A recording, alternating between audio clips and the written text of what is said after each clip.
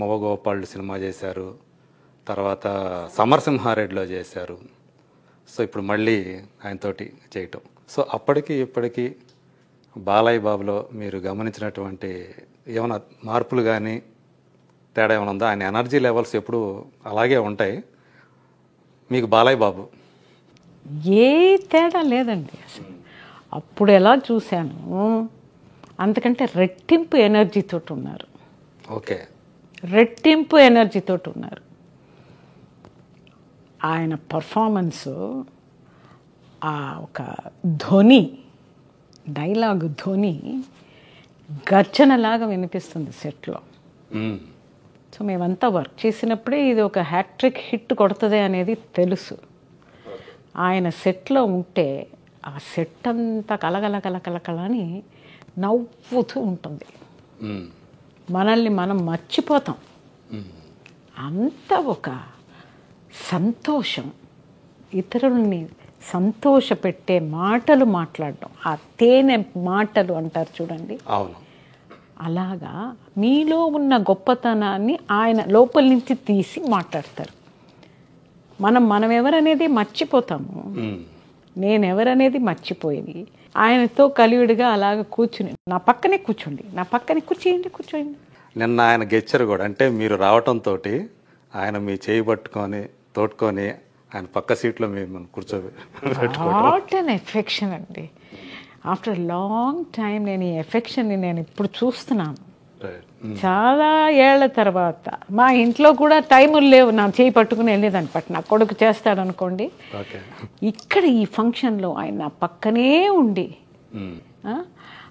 అది మీరు సెట్ గురించి అడుగుతున్నారు కదా, ఆ సెట్లో కూడా ఆయన ఆ డైలాగు డెలివరీ చెయ్యడం, నేను ఎలా చేస్తున్నాను అనేది చూడడం, అమ్మ అమ్మ అమ్మ అని నా చేయి పట్టుకుని తీసుకుని వెళ్ళడం, అక్కడ కూడా సెట్లో కూడా నన్ను తనిగా వదిలిందే లేదు. అంత బాగా చూసుకున్నారు.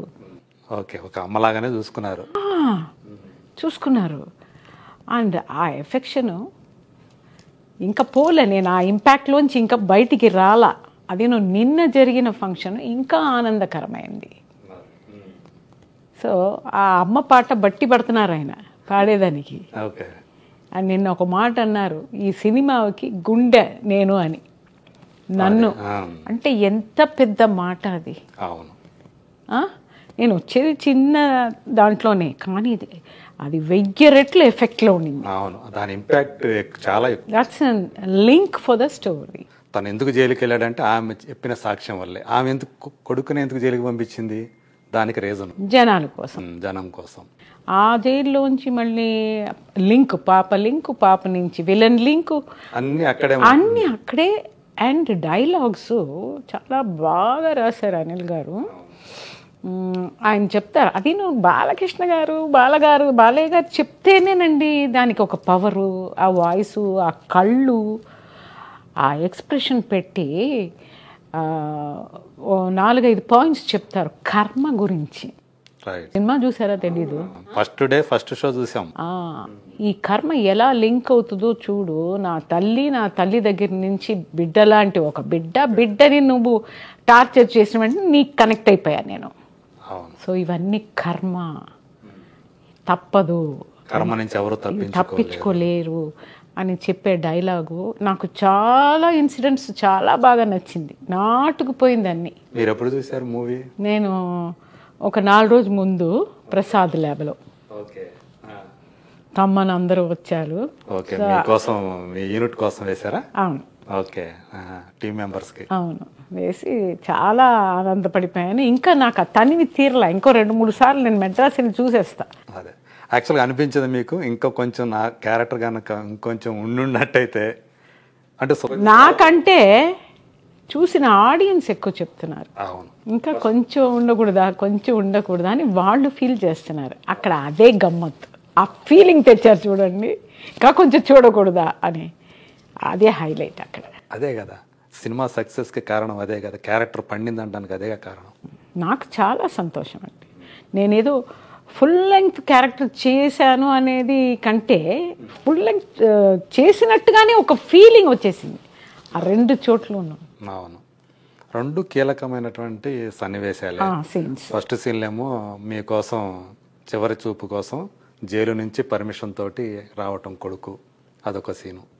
మళ్ళీ ఆ తర్వాత ఎప్పుడు కనిపిస్తారు జయచిత్ర గారు అనుకుంటే సెకండ్ హాఫ్ మళ్ళీ ఒకసారి ఒక మంచి కీలకమైన సన్నివేశంలో కనిపించారు.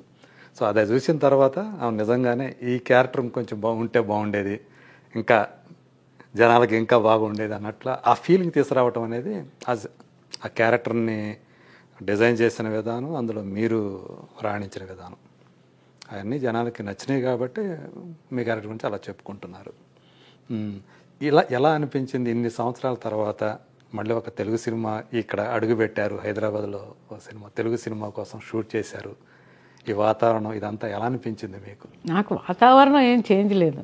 అది వరకు మీరు చేసినంతా చెన్నైలోనే అనుకుంటా కదా, నరసింహుడు వీటి సమరసింహారెడ్డి ఇవన్నీ ఇక్కడ చేశారు. ఇన్ఫ్యాక్ట్ సందర్భవశాత్తు మీరు 2005లో నరసింహుడు చేశారు జూనియర్ ఎన్టీఆర్ తోటి.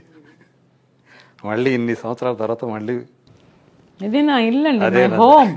Hyderabad is my home. అది మిస్ చేశాను ఇన్ని రోజులు. మళ్ళీ నన్ను పిలిపించింది నా హోమ్. రావాలి ఇక్కడ మా బంధువులతో ఉండాలి, సినిమాలు చెయ్యాలి అనేది మళ్ళీ ఒక దేవుడి యొక్క కృప. సో దానికి చాలా సంతోషపడుతున్నాను. మళ్ళీ గ్యాప్ తర్వాత ఒక సూపర్ హిట్ ఫిలింలో నేను యాక్ట్ చేసిందే నాకు చాలా పరమానందం. ఈ విజయదశమి రోజున నేను ఇక్కడ ఉండడం, ఈ విజయాన్ని చూడడం, మిమ్మల్ని అందరినీ కలవడం, ఇంతకంటే ఇంకేం సంతోషం కావాలండి. చూసారా, దసరా రోజు ఇంట్లో కాకుండా ఇక్కడికి వచ్చి ఇక్కడ సెలబ్రేట్ చేసుకున్నారు మీరు. ఒక హిట్నిచ్చి దానికి అంటే కేవలం కమర్షియల్ హిట్ కాదు, ఇది ఒక మంచి సందేశంతో. ఎంత మారల్స్ అండి, అన్ని ఆస్పెక్ట్స్ ఉన్నాయి. అదే నేను నా స్పీచ్లో చెప్పాను. నేను అన్ని ఆస్పెక్ట్స్, ఒక రొమాన్స్, అది ఒక డిగ్నిటీగా, దెన్ ఒక సీరియస్నెస్, మారల్ తోటి ఉన్న కొన్ని సెన్సేషనల్ సీన్స్, యాక్షన్స్, అన్నీ కలిసి ఉన్న ఒక సూపర్ మిక్స్చర్ ఆఫ్ కలయిక. అందరికీ నచ్చుతుంది ఇది. అది నువ్వు బోర్ కొట్టకుండా, డైలాగ్స్ అన్నీ బోర్ కొట్టకుండా, ఈవెన్ ఫైట్స్, ఒక హ్యూమర్ అందులో చేర్చి, అనిల్ గారికి అందులో హీ ఈజ్ ఎక్స్పర్ట్. సో మన హీరో గారు ఆ మూమెంట్లు చేసుకుంటా ఆ ఫైట్ చేయడం ఐ అప్రిషియేటెడ్ సో మచ్. అలాగే ఆ స్టేజ్లో బిడ్డల గురించి చెప్పే మ్యాటరు నేను చెప్పాను stage. That's a very new point. అంటే సినిమా ఎవరైనా చెప్పచ్చు, కానీ ఆ సీను ఎబ్బెట్టు లేకుండా దాన్ని బాలకృష్ణ గారి చేత దాన్ని ప్రజెంట్ చేయించిన విధానం, చెప్పించిన విధానం, అది జనం గుండెలో నాటుకుపోయేటట్లు. బాలకృష్ణ గారి దగ్గర ఉన్న ఇంకొక ఎక్సలెంట్ క్వాలిటీస్ చాలా ఉన్నాయండి, చాలా ఉన్నాయి చెప్పడానికి. The way he moves, the way he talks, the way his energy is. And ఈ జాతకాలు హారా అంటే ఏ టైంలో బయలుదేరాల ఫంక్షన్కి,